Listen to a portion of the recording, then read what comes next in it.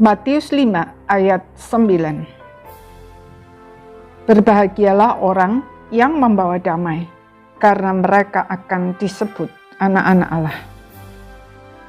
Kata damai atau shalom selain mengandung arti damai dan keselamatan, juga kesatuan yang utuh sesuai dengan rancangan semula, sehingga dapat berfungsi sebagaimana mestinya.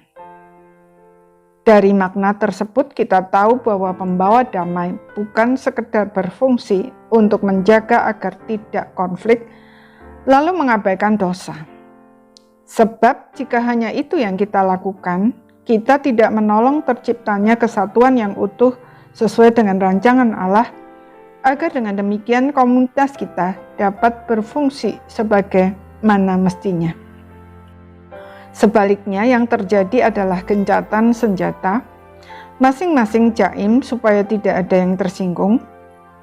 Akibatnya dari luar memang nampak damai, tetapi sebenarnya menyimpan bom waktu yang suatu saat akan meledak. Sebab masalah yang sebenarnya justru disembunyikan, diabaikan, atau dianggap tidak ada dan tidak diselesaikan.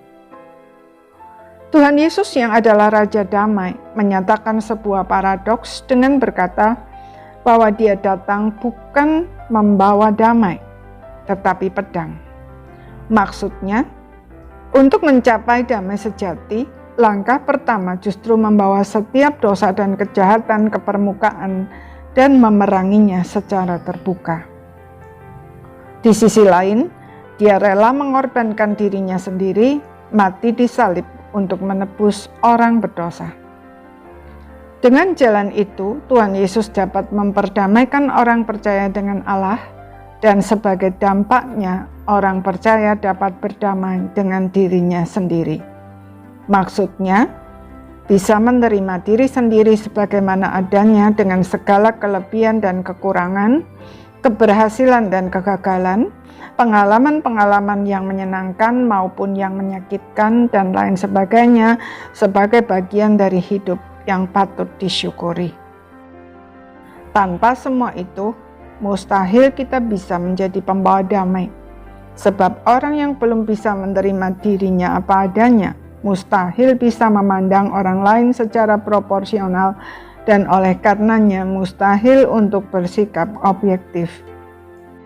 Sebagai contoh, jika kita pernah mengalami penolakan dan sampai saat ini kita masih mencari penerimaan diri, bisa jadi tanpa sadar kita akan mengorbankan kebenaran hanya untuk mendapatkan penerimaan, sehingga kita bukannya menjadi pembawa damai, melainkan justru mengobarkan perselisihan atau menciptakan damai yang palsu yang di kemudian hari bisa justru berdampak buruk.